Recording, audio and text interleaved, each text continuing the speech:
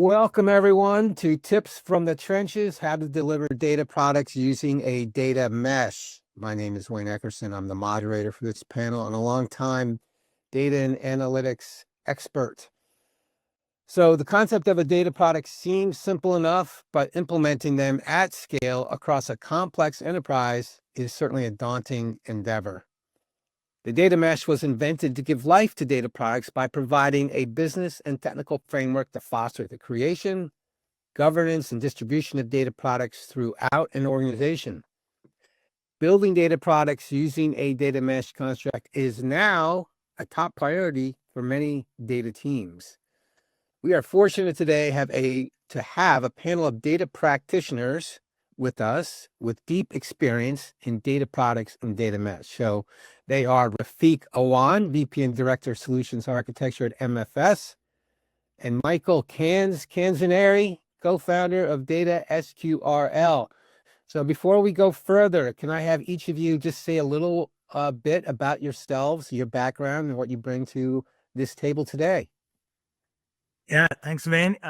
Thanks for having us. So this is Rafique Awan. And as Wayne mentioned, that I'm VP and Solution Architecture, Director of Solution Architecture at MFS. And I really bring three things to the table. Number one, I have deep data and AI expertise. And number two, I really work with the stakeholders, especially investment management industry, to really work on the modern data platform by leveraging the modern technology to deliver business value. And number three, I really provide I have this unique combination of business and advanced cloud and AI and data experience to really deliver business value more exponentially. And I'm looking forward to this conversation. And I really want to share the analogy before we get into the conversation that the way I really think of this data product and data mesh is that like the app store. So think of like an app store is really provide all the plumbing, very similar to the data mesh. But imagine an app store without any apps, right? It's going to be useless. So I think it's really, as we get into this conversation, just keep that analogy in mind that app store and the apps. So the role of data product and the data mesh is kind of app store, and the data products are really the apps within the app store. Excellent. Great metaphor. All right, Cans, you're up. Who are you? Michael Canzoneri. I go by Michael or Cans. So if you ever chat with me, feel free to use all three. I am the co-founder of Data Squirrel, which essentially automates enterprise data and has this concept of a data product at the very center of it. Me and my co-founder have spent the last decade in Silicon Valley. I've been a 3-time unicorn team member across various industries. I've worked over the years. I've also worked at Gartner as an advisor, which is slightly different than a researcher. If the researcher's here and you're over here, the customer reading the research, I'm the person in the middle who kind of describes the actual boots on the ground. How does it really affect you? Before that, I was Oracle certified everything. So implementation, product company, and management consulting experience all around. Excellent. And you're also showing your Penn State colors. I am, and we are, I should say. Big game tomorrow against Oregon. So very excited. Good luck. I have no skin in the game, so I hope they win, I guess. Appreciate it. I'll take all the luck we can get, all the help we can get here. All right. So first question goes to you, Cans, which is, all right, we're talking about data products and data mesh. So what are they and why should people care? And why are they caring right now? Why are we talking about this? Yeah. So I get a lot of data mesh versus data fabric type questions. And to me, it's really a decentralized versus centralized question. And you see this again and again throughout the evolution of technology. Do we centralize things? Do we decentralize things? And in this iteration with data mesh, we're really talking about decentralization, but with some kind of almost ways to interact with one another. So you're the operations team. You have your applications over here. You're the marketing team. You have your applications over there. You act independently, but hopefully you adhere to some standards, and the way you talk to each other is consistent. And out of that comes something called a data product. And Rafique did a great job of talking about the App Store and the apps on the App Store. I always talk about it using a simpler analogy, and that's Air Jordans. I am older. I remember when the first Air Jordans came out, and the way I think about a data product is very similar to Air Jordans. So what happened with Air Jordans after that first sneaker was released? Of course, it went wild. Nike had to ramp up their manufacturing. And then a year later or so, they came out with the next version of Air Jordans. Well, did they just rip down all their manufacturing facilities and rebuild them and redesign their manufacturing processes? Not really, right? They tweaked them. So when people talk about data products, you produce data products all the time.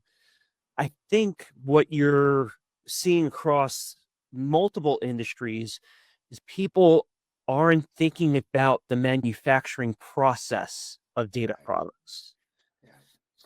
So it's simply that. It is a product that you actually have to think about, like, what am I actually producing? And it's their core essence, its foundation. Who does it serve from a customer perspective, whether internal or external? What questions does it answer? What purpose does it serve? And where does the data come from? How does it get from point A to point B? And I like to think of it in terms of the data product framework, which I've written about on my Substack. At the very top is the value it provides, the economic value, the economic cost it takes to produce it. Again, like a product. Air Jordans, you buy for, I don't even know how much anymore, because I typically just buy like $150 sneaker. But even that sneaker, if it costs $150, what's the margin on it? How much did it cost to produce it? How much did it cost to market it, right? So that's how I think of a data product and how it sits within Okay. data. So, and presumably it's important enough that you want to create a new version every once in a while, right? Because there are a lot of things that we create in the data space that maybe we don't want to turn into a data product. They're not important, or they're not meant to be consumed widespread way. Right. So let me go to Rafique. You heard the Air Jordan analogy. What's your definition of these two things, data product and data? I love that analogy. Thanks for sharing. I think I will probably want to step back and maybe recap for the audience, right, who may not be familiar with what's the data mesh and what's the data product, right? So as my colleague mentioned, right, I think is at the macro level, think of that there's a manufacturing process, or there's a plumbing, or there's a platform, right? So as most of you already know, that data mesh has 4 pillars, right? Domain-oriented ownership, and federated governance, self-service platform, and obviously one of the pillar is the data product, right? And why this is important is that, to me, the way I think about is that the pillar, what we are going to talk about, what we are talking about today is data product. It's just like basically that if data is useless, if you cannot really drive the value from it. And I think that's where the data product comes in. But ultimately, the whole data mesh framework that came in, that the manufacturing process and all the technology that you really need. So going back to that app store, and why everyone loves the apps in the app store, right? Is, to me, is two things. One is we have these developers who are developing the apps, right? This goes back to the domain-oriented ownership, that we have a data and we need the domain owners. We need the data owners who are actually responsible, who understand the data, who understand what they are talking about, right? And then, just like the way developers develop the products, and in order for them to really generate the value from the apps, the developer really work with the, in this case, Apple, right? There's the governance, and there's the certification, and there's the review process in place. And then finally, the app is published to the App Store. Once that app is published to the App Store, then actually user can go and really download it and drive the value from it. So very similar to that, data product is not different, because I'm sure everybody is familiar with the iPhone and everyone is using it. I love my iPhone. I use it every day. My favorite app is ChatGPT. So I think this is now connected to that. Why data product is central to this overall ecosystem is it's just like the way apps are central to the App Store. The data products, to drive the value from the data products are really, really extremely important, and they need to be discoverable. They need to be trustworthy. Just like the way, like for example, I will never buy a product from Amazon that I can't trust. So very similarly, all our stakeholders are consumers of the data. They expect a high quality data product. And now we'll talk about that as we have this conversation. And I will just end with this: is that as AI is becoming mainstream, and to be honest, everyone is talking about AI is also going to be useless, garbage in, garbage out, if you don't have a high quality data. So the data product also play a very pivotal role in terms of really, if we really want to drive the value from all this Gen AI wave, then the data product also play a fundamental role to that as well. All right, great. So want to remind our audience that if you have a question or a comment, please put it in the chat and we'll address it in this panel. We want to bring you into the conversation. So there was the second part to my initial question to Canz, which was, why are we talking about this now? What is driving interest in data products and data mesh today? Whereas 2 or 3 years ago, this was not even on the radar screen for anybody. What's driving this? Yeah. So apologies for not covering that piece. So the data mesh piece, I think, is being driven by this kind of wave of decentralization and ferreting out ownership to individual business units. And you see it more and more, I think, as I've worked across different industries over the course of my career, but especially in the last few years, the person who is signing the check to get things done is typically the business line of the owner of the line of business. So they find it arduous if you're in operations, again, to this analogy, and you have to figure out how to work and play with marketing. It's going to be a taxing thing for you to do. So you kind of want your own autonomy to go off and deliver, if you will. I think the second piece, or the second part of your question around data products, is a lot of people are now talking about the monetization of data. And it's kind of like when, and again, this is just, history doesn't repeat itself, but it sure does rhyme, by Mark Twain. When you're going through digital transformation waves, 10, 15 years ago, I was working at Gartner, and I would walk in and I would say, hey, what's the business case for this? And a lot of people would say, I don't know. We have to replace the ERP. That's the problem here. So I think you're starting to see people say, well, we have to monetize our data. And a lot of people don't realize or understand how to do that. It sounds good. And you got to see the same problem with agentic AI. What value are we deriving from these AI agents? Which I think is going to be a future talk of ours, Wayne, if I'm not mistaken. Oh, yeah. Yeah. So it's that whole push to monetize data, and people are starting to say, okay, if you monetize data, what does that really mean? And that eventually gets to, well, if we're monetizing data, doesn't it make it a product? So I think that was the evolution. And that's why you're starting to see people talk about it. But when you have this data mesh concept where things are decentralized, and you have a marketing team who wants information from an operations team or a sales team or so on, I think they want, to Rafique's point, really good data. So I think that's what's really pushing people towards this idea of data products.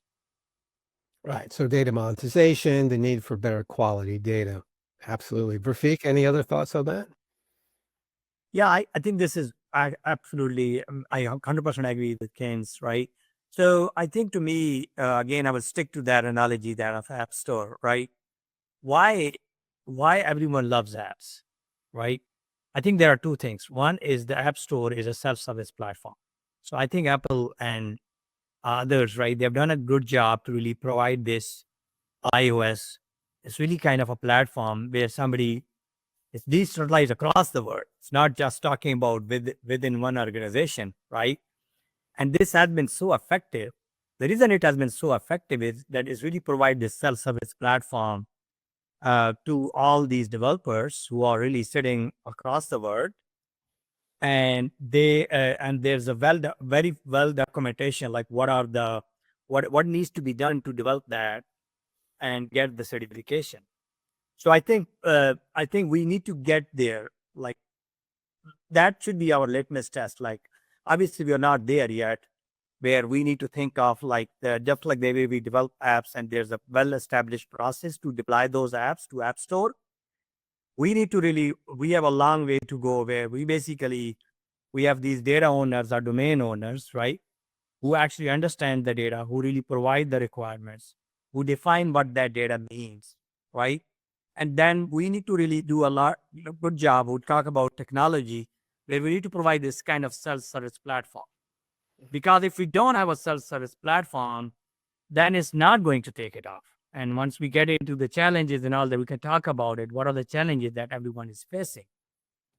So I think to me, that is really the way I think about is that this is just a start and we have a long way to go. But I do think that this is data product and this overall decentralized, to Kane's point, model is become more important and even more important, especially with this genetic AI way. Yeah. So for me, Want more Insight Jam? Subscribe to our YouTube channel for shorts, panels, podcasts, and more.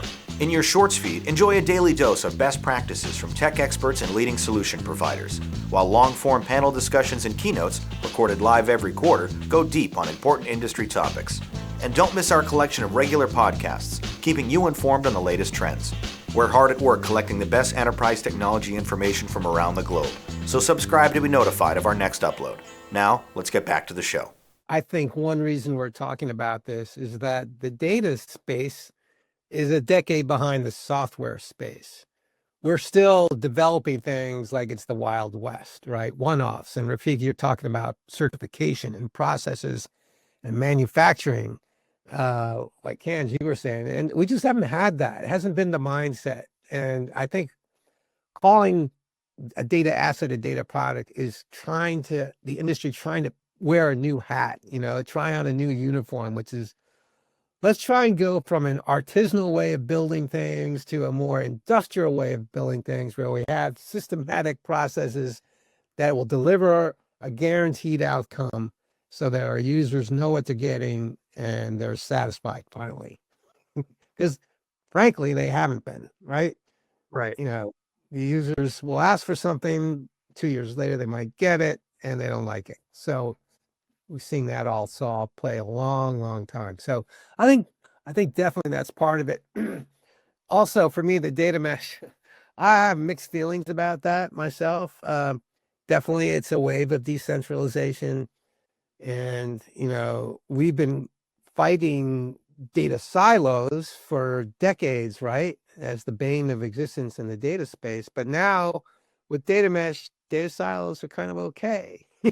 So It's being very counterintuitive and almost hypocritical in many ways. yeah, I think you have to be very, very careful when we go down the data mesh route, that we're not fooling ourselves into just justifying a data silo that ultimately is not good for the organization. So you talked to Rafique about federated governance, right? Well, you have to have a lot of governance, uber governance, I think, to do data mesh. So anyway, let me pivot. I'm going to ask you guys a question that I didn't even put in the question list. So I'm just going to keep you on your toes. I mentioned one downside of this product data mesh. What else? I mean, we've been talking about this now for 2 years. People are starting to do it. What is working? What is not working? Yeah, I can take this if you'd like, because I've recently ran into this with a financial customer. And the thing that really strikes me is what's not working is the ownership. Mm. The ownership seems to be the thing that is you can't code for, and it becomes a political hot potato with some data. So in this financial company, it was portfolio data in particular that we were talking about. And the sales team wants it, but also the quants want it. And also the marketing team wants it. And it turns out they all got it, and then they all have their own data product. And it's really 90% the same across the three.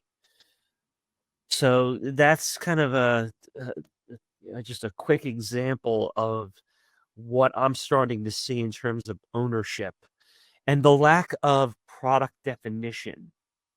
It's the other problem. I always say there's four high-level components of a data product. There's the product definition itself.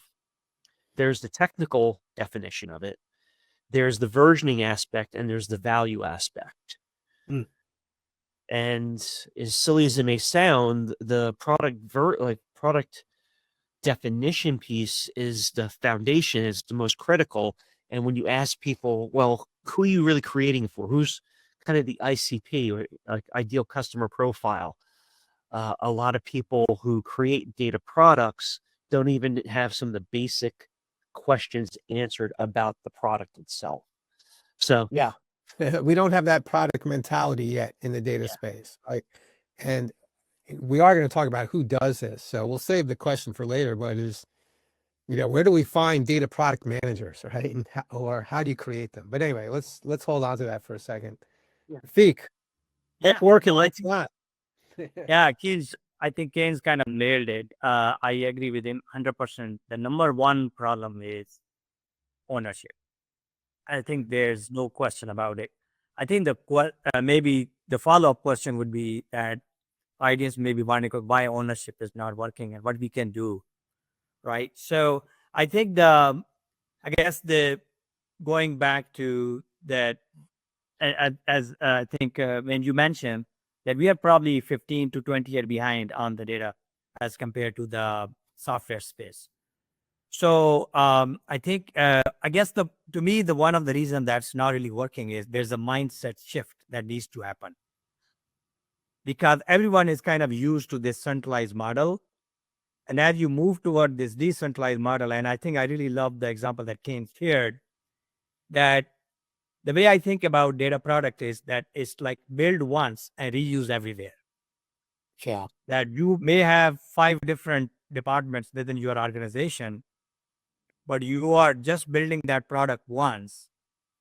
Amazon may have million of customers, but they build product once and sell it many times. I think that mindset shift needs to happen. And how that's going to happen is, to me, that is it's really kind of taking baby steps. The framework that I use is like think big, start small, scale fast. Like I'm sure if you go back to the App Store, initial days of App Store, and when there were only like few apps, right? But those like few killer apps that really kind of helped App Store to take off, right? But initially the user adoption was obviously very, very less.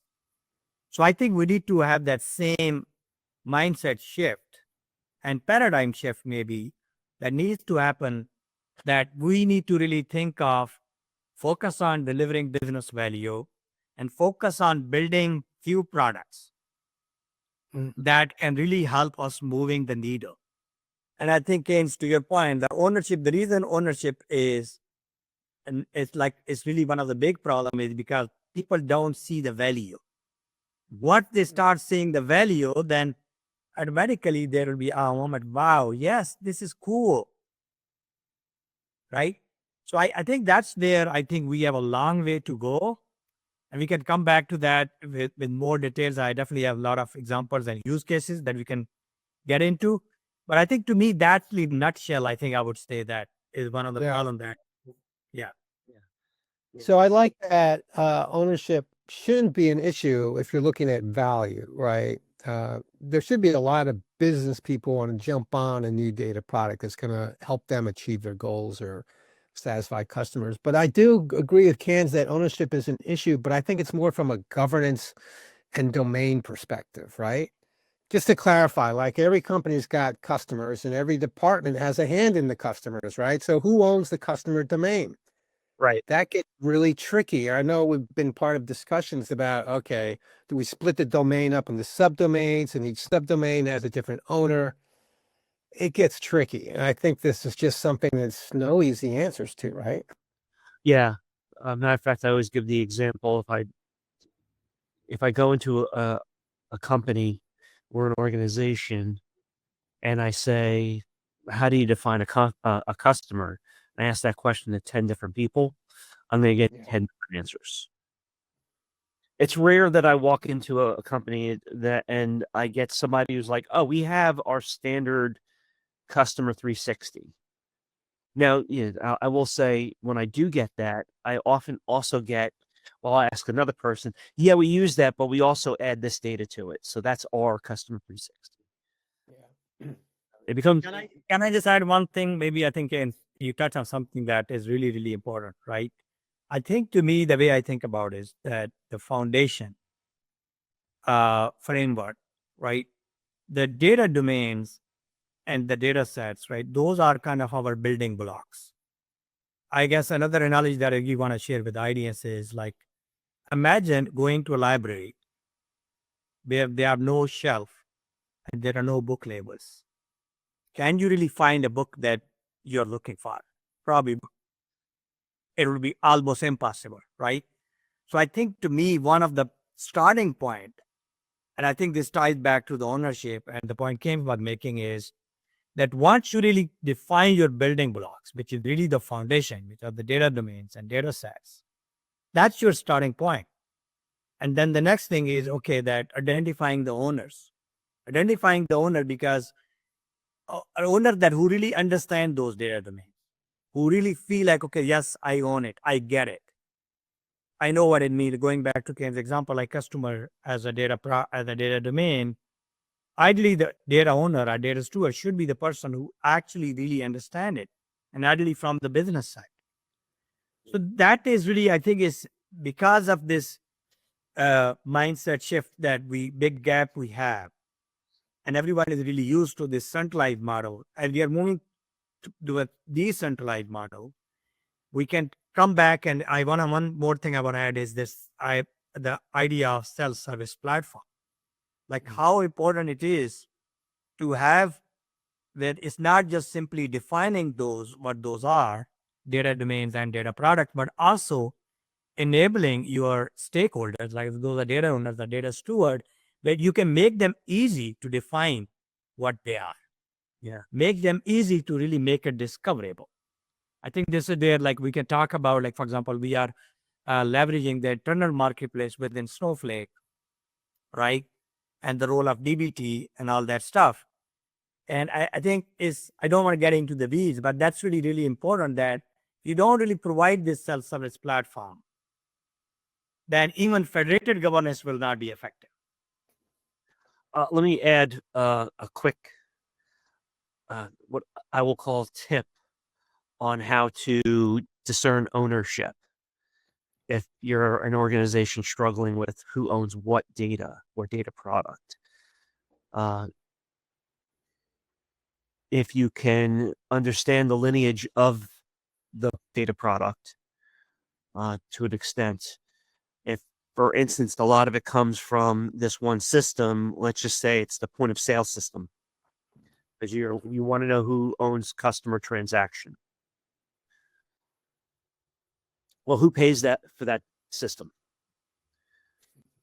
I mean, who pays for it? Who administers it?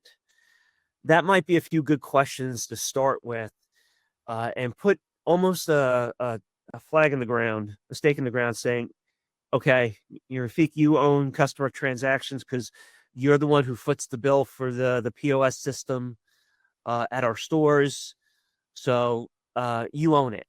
And inevitably what will happen, and especially if no one's claiming ownership, if you say, okay, this person owns it now because it's, they write the bill for they write the check for the system, someone's going to speak up and say, I want ownership for that data. And then you can have a more meaningful discussion, because now you're starting with something other than, I don't know who owns it.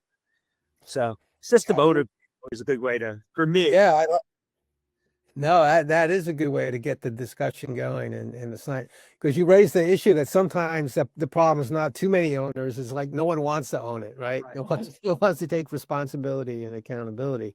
Right. But I tell you what, just defining ownership in a centralized environment is hard. So when we introduce the data mesh, it gets doubly hard, right? So that's another reason why ownership is a tricky issue. So, all right, so let me pivot. I do want to remind our audience, if you want to chime in here, please put something in the chat. We talked a little bit about the mindset, right? So in data, we haven't had a product mindset. We're now using the terminology, but are we, walking the walk? So who do we get to do data products? Who are the data product managers? Where do we recruit them from? Who are they? What should they do? Who wants to answer that one? Yeah, I can take it if Rafique. Yeah, go ahead. Yeah. Another story. I have a lot of stories. I walked into an oil and gas company years ago, and I was helping them through a digital transformation. And I was talking about who owns the closing process. And it turns out there's this one woman for a Fortune 500 company who closes the books using an Excel spreadsheet, which happens actually all the time. That person should be the person who you make the product owner, because they know that data. And I think you said it a little bit earlier. They know it so intimately that there's probably no other better candidate. But what you then have to do is, that person was an accountant, right? So let's just say you can take that person, her, out of her role and put her in this data product management role. You then have to give her the tools, the processes, the procedures, the systems to actually create the product itself. It can't just be, I know a lot about the data. It has to be coupled with, okay, now here's the process for creating the data product. Here's, the underlying systems it comes from, and here's how you share it with your customers. Well, let me play devil's advocate here for a second. Are you talking about a product owner or a data product manager? Because I'm wondering, in your example here, I have a hard time envisioning this accountant being a good data product manager. But if they're the owner and they're paired up with a data product manager who does all the marketing stuff, defining what the product is and creating the team requirements and versioning and all that stuff, that might work. What do you think? Yeah, no, it's a really good distinction. And I maybe have conflated the two, but in my mind, they're the same person at that point. Starting out now, you'll see, for instance, in software companies, you have a product manager. They have to take that kind of mentality to the data as well. That's why I'm saying systems, processes, and so on. But the point you make is a really good one about the marketing. Who's going to use the data if I produce it? Who's going to sign the bill for it? Or sign a check for the bill, right? So there is a little bit of a distinction. But in my head, the person, how to start is the person who knows the data the best, who can also adapt to some of the we'll call it the data manufacturing processes and the product processes that you need to actually produce a quality data product. Yeah, I guess I just want to add a couple of things to this. Yeah, I do agree that I think ideally the data product owner, the one who should really understand the data, right?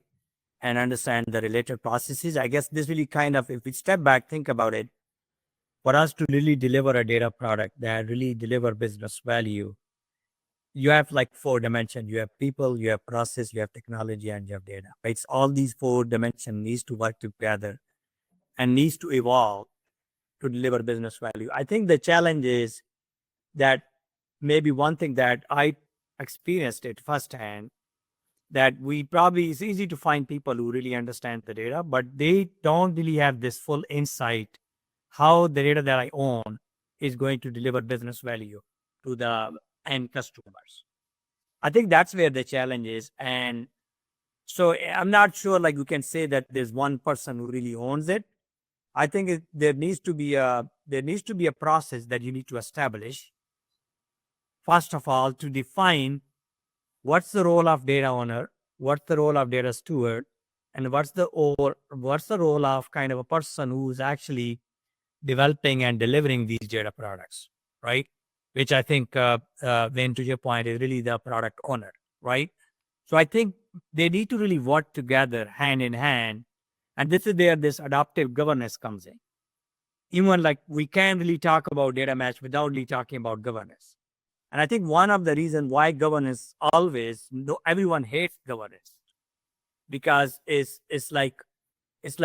became a bureaucratic process as compared to adaptive, where you focus on enabling the business value delivery as compared to creating these unnecessary processes, right?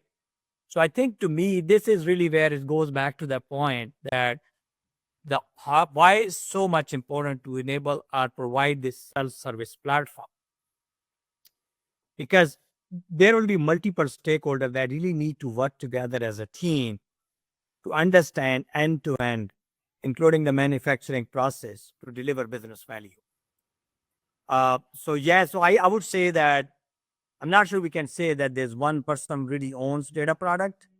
I think there's the role of data owner and data steward, and there's also role of the data product manager or data product delivery manager, right?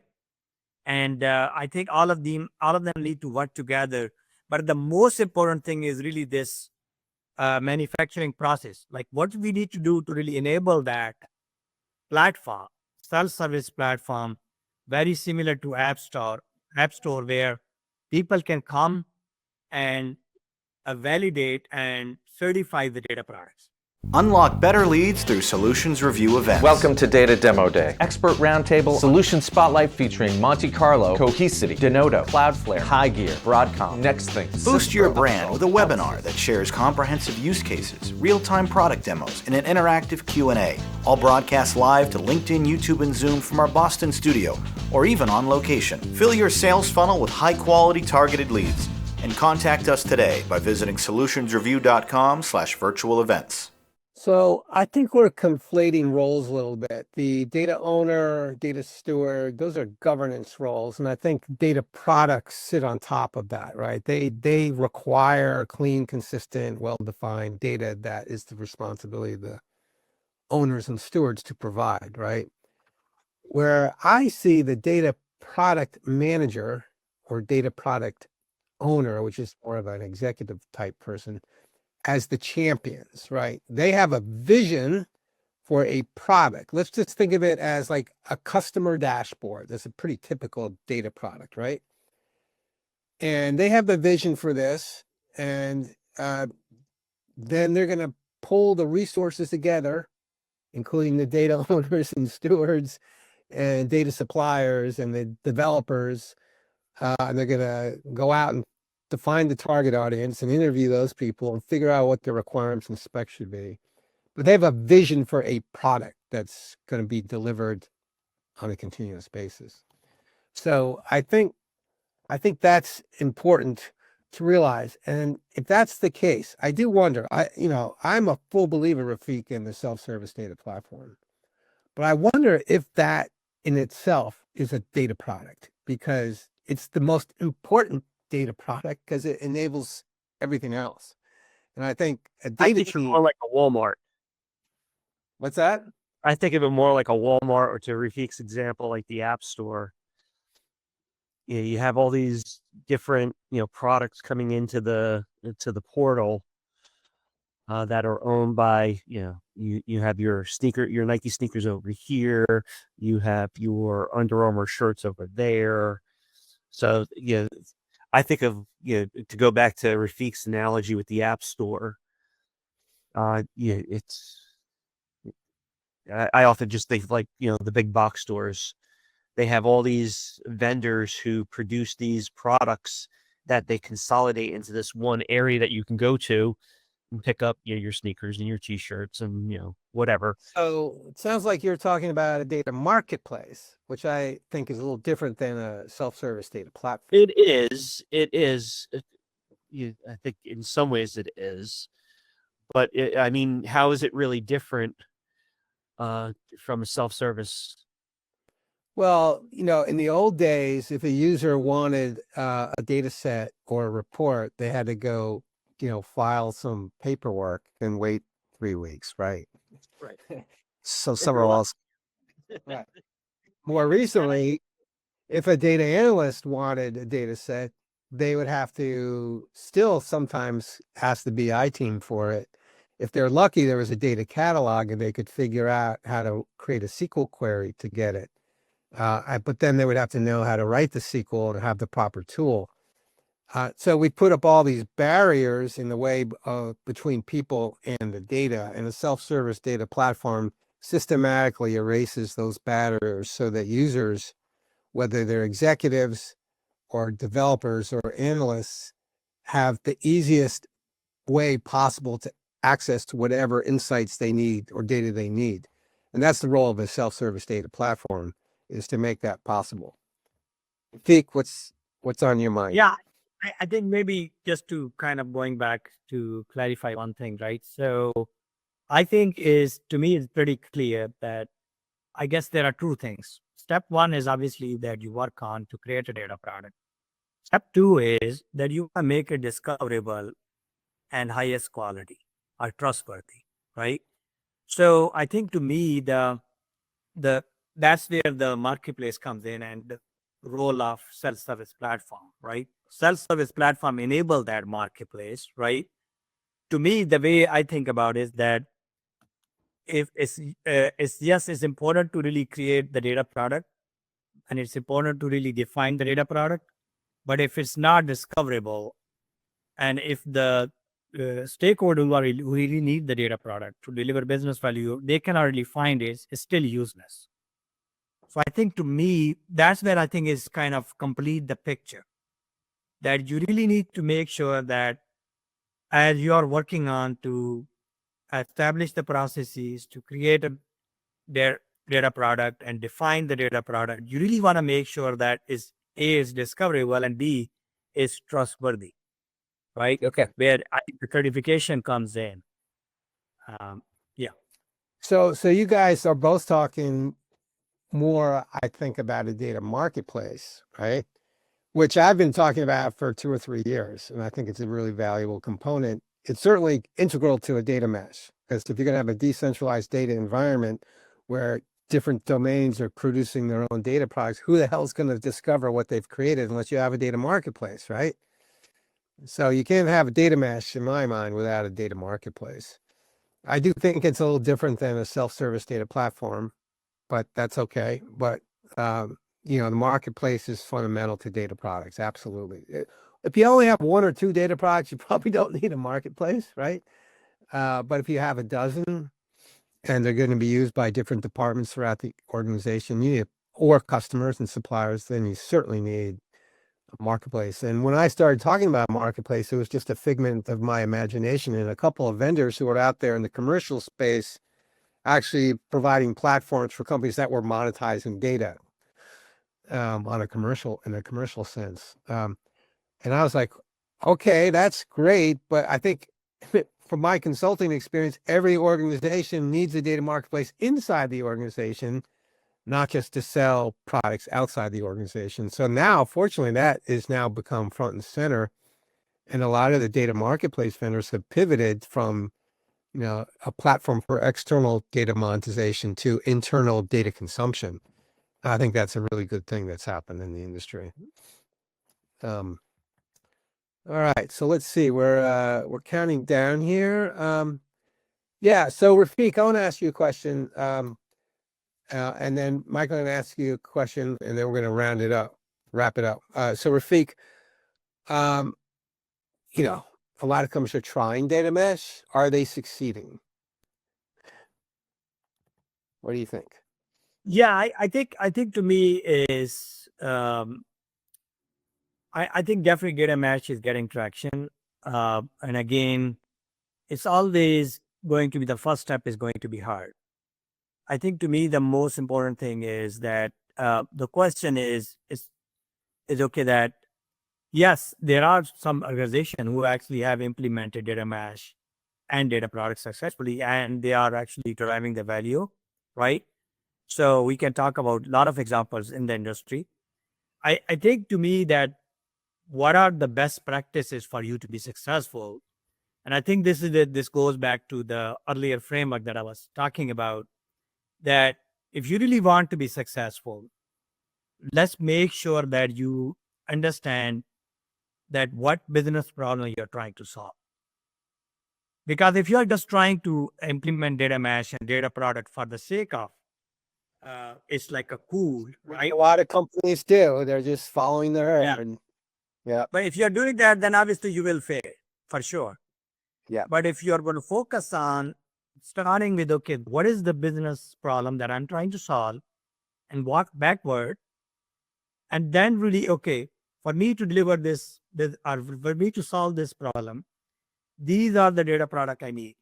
Let's figure out, think big, but start small, right? When it comes to think big, it's really important that you have to have a strong foundation.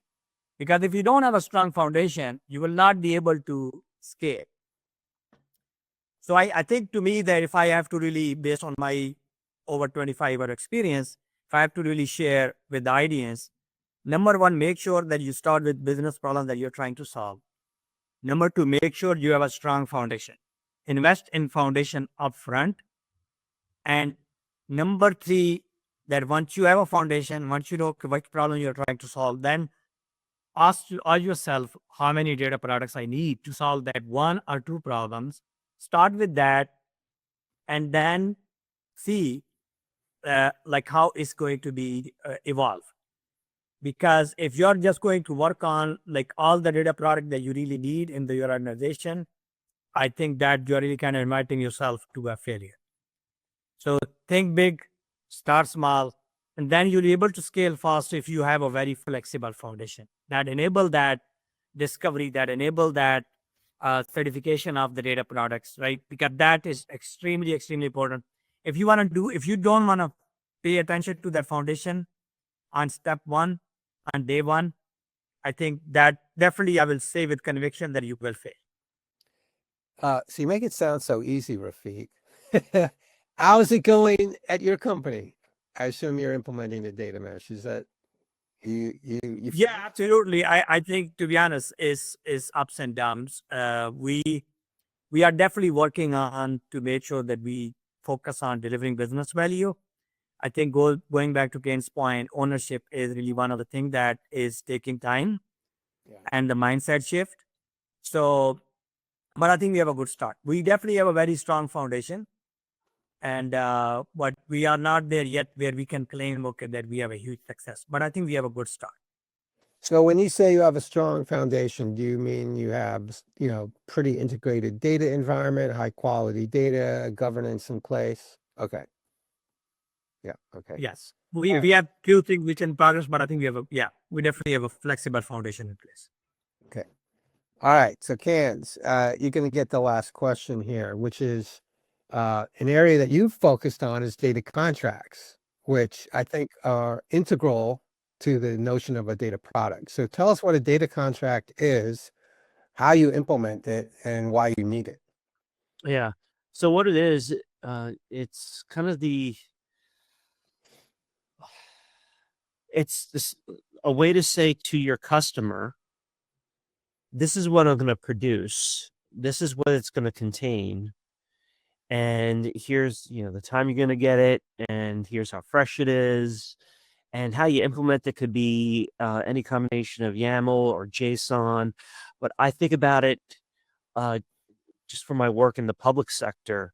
I think about it at an attribute level, that you want to make sure you have the contract so it goes down to the attribute level, so you're not sharing data with certain systems or certain people that you're not supposed to share it with. So be mindful of that implementation. And you could do that very simply with YAML or a JSON. And the third part was, why is it important? And I think it kind of goes back to, if you think of an API, I'm expecting to get this data, when I ask for it. And my business now functions on these data products. I think that's where, if you play it out in an organization, you have SLAs, of course, which are typically just handshakes, handshake agreement between business units or applications. The reason why this becomes more important is, theoretically, if you have a data product framework in place, that means you're producing less and less data, but higher and higher quality. So if you're producing less data because it's higher quality, that means more people will use that one data product instead of making duplicates and duplicates and duplicates. So they're all basing business decisions upon that data product or set of data products. So from a maturity perspective, as you progress and produce data products in a repeatable, consistent fashion, and more people are using it, the more critical it becomes to the business. So that's why these contracts need to be in place and enforced programmatically. So it gets around the whole burdensome governance issue. Yeah, right. You know what you're getting, and you can be confident that you're getting it. And if you're not getting it, you'll be alerted in advance, hopefully. Right. So just a quick tactical question. Who defines the contract and who writes the YAML or the JSON? Yeah, so I think of this as simply almost like a actual legal contract, and it's between the owner and the customer. Because what I sell to you, so to speak, may be different when I sell to Rafique. It has the same basis, but it may have different aspects of it. So, for instance, Rafique can see everything because of his place in the organization from an attribute perspective, but you may not be able to because of where you sit in the organization. Yeah. So the contract I make with Rafique is going to be different than the contract I make with you. And it should all be enforced using JSON or YAML. So it's kind of you're doing it on I won't say a one-off basis. You could say, hey, here's the data contract. You have to, you like it or not, right? Yeah. So as I understand it, the code actually runs on the product owner's side of things, right? And it's not like it's running when it gets to the customer. It's running on the product owner's side, and it alerts the product owner if there's an issue, potential violation of the contract. That's exactly why it has to run on the product owner side. You think about with health data or financial data. There's certain data you do not want to expose to other systems, other people. Right. That's why you run on the product owner side. Yeah. And part of the contract is that there is an issue, there's an alert automatically delivered to the buyer. Right. Reportability, auditability. So at the end of the year, for instance, think about your cable company, your internet company, your cell phone. Matter of fact, I think AT&T I think it's AT&T. They just ran a big marketing campaign, commercial saying, "Hey, if we go down for an hour, you'll see the credit on your bill the next month." Right?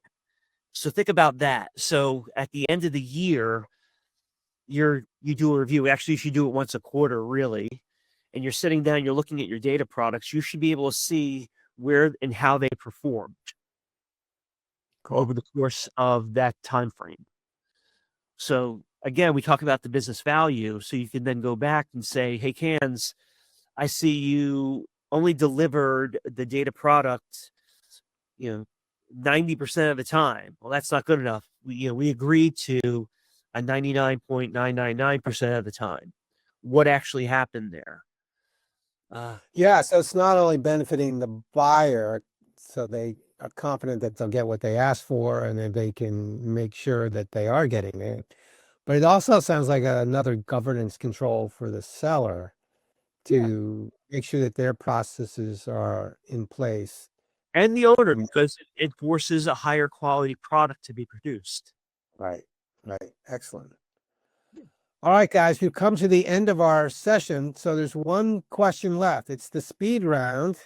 So I want you to put your forecasting hats on and give me a 30-second or so response. Where you think this whole space will go, space of data products and data mesh in the next 12 to 18 months? Where will we be? I can go first, if you mind. So, only brief. So, I think to me that the way I think about is going back to that data mesh without data product is just like a plumbing, right? There's no real value.